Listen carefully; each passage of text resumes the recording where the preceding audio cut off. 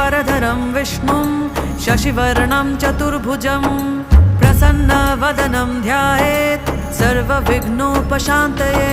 व्यासं वसिष्ठनप्तारं शक्तिः पौत्रमकल्मषं पराशरात्मजं वन्दे शुकतातं तपोनिधिं।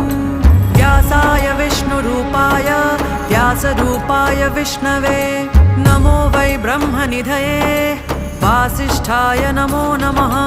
अविकाराय शुद्धाय नित्याय परमात्मने सदैकरूपरूपाय विष्णवे सर्वजिष्णवे यस्य स्मरणमात्रेण जन्मसंसारबन्धनात् विमुच्यते। नमस्तस्मै विष्णवे प्रभविष्णवे।